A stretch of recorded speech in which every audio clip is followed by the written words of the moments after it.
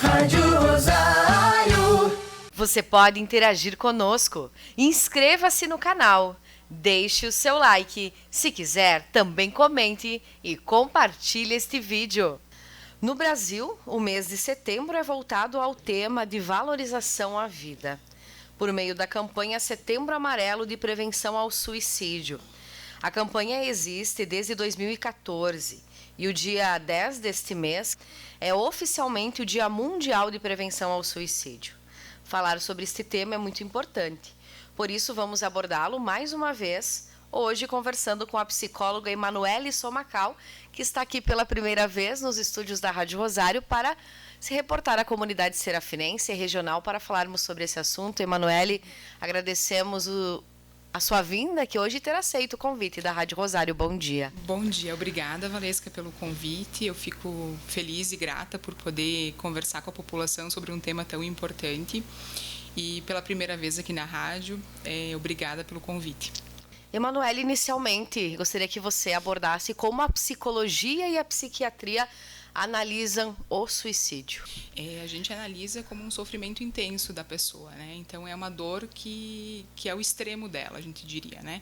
Então essa pessoa está em sofrimento não há pouco tempo, e sim há muito tempo, onde ela pensa, né, em tirar a sua própria vida como uma forma de alívio do seu sofrimento, né?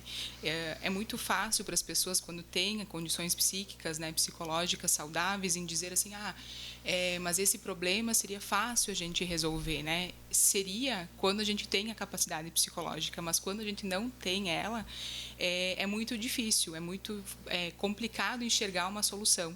E aí esse paciente, essa pessoa, ela começa a enxergar a morte como uma solução, né? Então o suicídio, eu diria que ele é a dor extrema psicológica, é o pior do adoecimento psicológico, é quando a gente não consegue encontrar uma esperança, né, uma solução para a gente sair disso, sozinhos, né? Então por isso que a gente precisa tanto da atenção da população, dos familiares principalmente, porque isso às vezes se manifesta de forma sutil.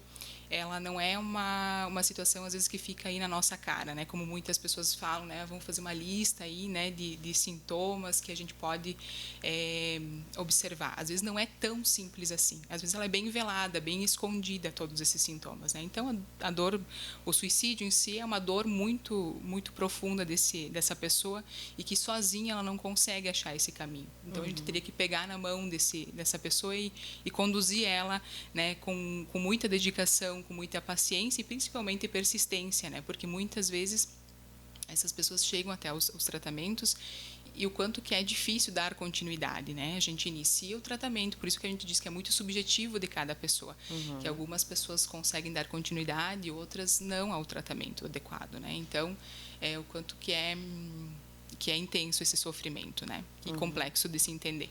E, Emanuele, se fala muito sobre a depressão, né? Mas quais seriam as principais ou as mais conhecidas causas do suicídio?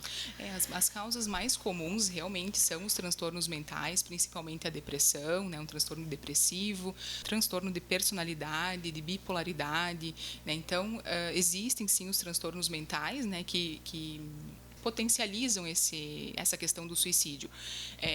Mas também tem fatores isolados, por exemplo, né? A gente tem situações que pessoas não vão ter exatamente um diagnóstico fechado, né? E que realizam essa tentativa de suicídio, ou pelo menos tem a ideação, que seria o pensamento suicida, né? Já se planejou em alguma forma, só não executou isso, né? Então, às vezes não tem exatamente um diagnóstico fechado, mas as maiores causas são os transtornos mentais, sim, o abuso de drogas, de substâncias, alterações do humor, né, severas. Então existem sim, né, as doenças mentais como ponto de partida, né, para a gente diagnosticar aí as ideações suicidas e tentativas. E conforme divulgado pela própria campanha, que é o Setembro Amarelo, de prevenção ao suicídio, são registrados mais de 13 mil suicídios todos os anos aqui no Brasil e mais de 1 milhão no mundo, principalmente entre os jovens. Emanuele, existe uma explicação para isso e quais fatores estão envolvidos nessa realidade? A explicação, eu digo assim que na campanha, né, a gente fala, né, de uma tentativa a cada 40 segundos no mundo, né? Então a gente fala de um número assustador, né?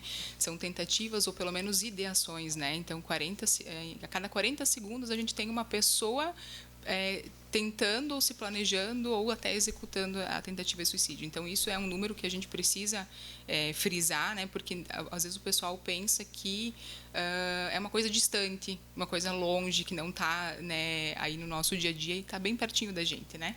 Nos jovens esse índice aumenta um pouco porque a gente sabe que a gente tem muita alteração, né, emocional na nossa adolescência. Todos nós tivemos, né? E como é difícil passar pela adolescência. Se a gente for se reportar a nossa adolescência, a gente sabe quantas questões tínhamos na nossa mente e às vezes a gente não tem a atenção plena, né, das pessoas que nos cercam para nos auxiliar, né, a enfrentar esses momentos. Então a gente diz, né, nessa pesquisa, a Organização Mundial da Saúde fala, né, numa faixa etária de 14 a 29 anos como uma das faixas onde que acontecem mais as tentativas, né, as ideações suicidas.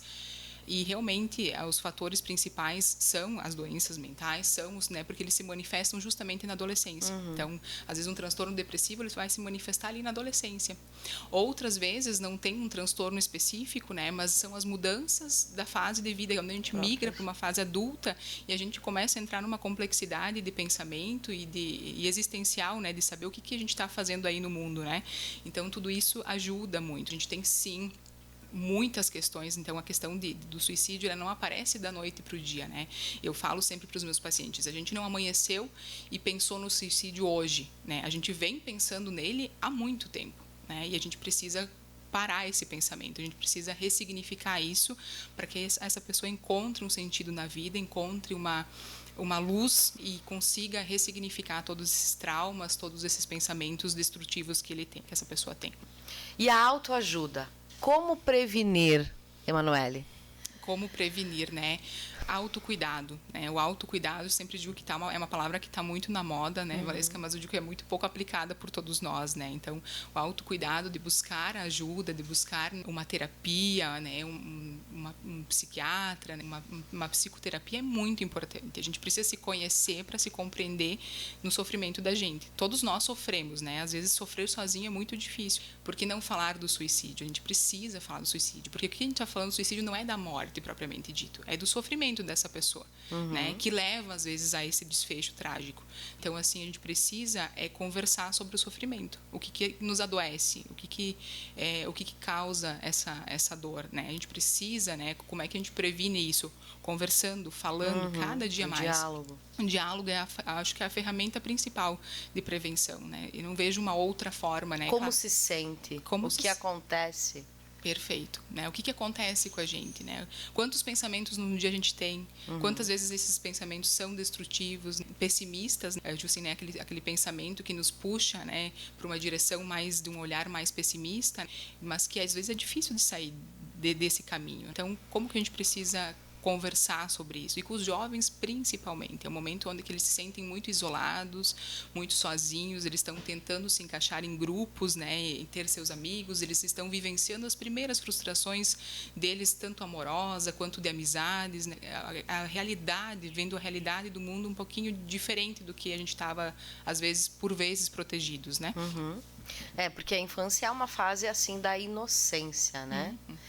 Da proteção total dos pais, dos familiares, e aí então parece que se vem aí aberto ao mundo, né, a adolescência. Exato, às vezes a gente julga que realmente teria que ser assim, né, que essa ingenuidade, essa inocência na infância, na primeira infância, seguisse, né?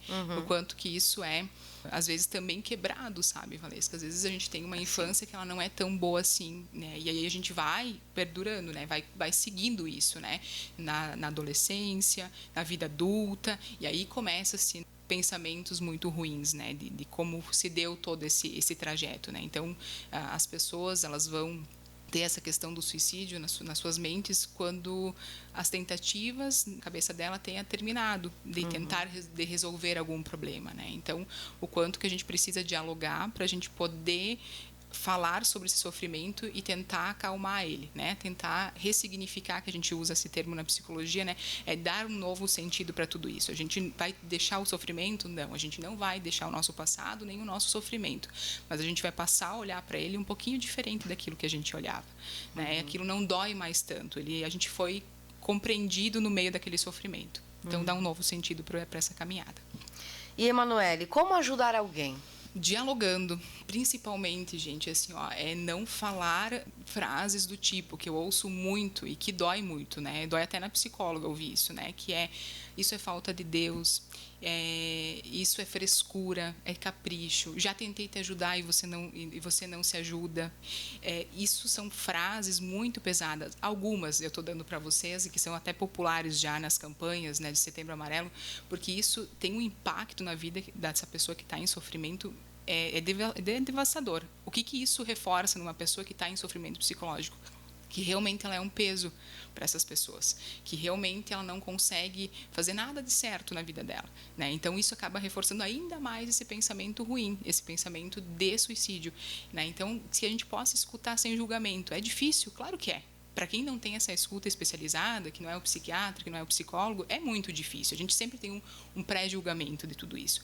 Mas acho que o mais importante é acolher, é ter afeto. Se a gente tem afeto, a gente consegue ter escuta, né? Então, se a pessoa chega com sofrimento e a gente não fica tentando resolver essa questão imediatamente, né, o imediatismo, né, a gente sofre muito disso hoje em dia na nossa sociedade, né, a pessoa vem com um sofrimento, a gente já quer resolver ele, não, às vezes não precisa resolver, a gente precisa escutar ele, e aí depois tentar ajudar a conduzir essa pessoa para um tratamento especializado. Aí às vezes o pessoal me pergunta, mas Manu, como é que eu faço, né, para levar essa pessoa, né, para um tratamento? Às vezes a gente tem que marcar a consulta, a gente tem que acompanhar essa pessoa, porque às vezes ela por si só não consegue, porque se ela conseguisse, ela já teria feito. Sim. Né? Então, às vezes, ela não consegue acreditar que ela vai conseguir mudar. Tendo alguém pertinho da gente nos conduzindo, fica mais fácil, né? Até ela conseguir engrenar na terapia, né? Com o psiquiatra, a gente consegue um bom resultado. Mas a gente, às vezes, precisa pegar na mão dessa pessoa e levar ela até os lugares. Sim. Né? E principalmente ter uma escuta, né? Então, em casa, a gente vai para a terapia, está sendo acompanhado pelo psiquiatra, mas a gente precisa da nossa família. A gente precisa de alguém dessa família que possa nos ouvir, né? E nos escutar em plenitude, que eu digo, né? Não só ouvir por ouvir, escutar por escutar, mas validar aquilo que essa pessoa está sentindo.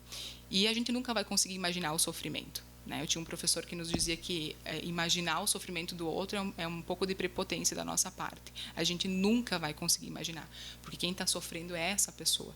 Né? Então, esse sofrimento ele é tão intenso, que a gente pode até tentar se aproximar dele, mas sentir ele de verdade a gente nunca vai sentir. Então, por isso que a gente tem que ter cuidado no que a gente fala para essas pessoas e como é que a gente acolhe elas. Né?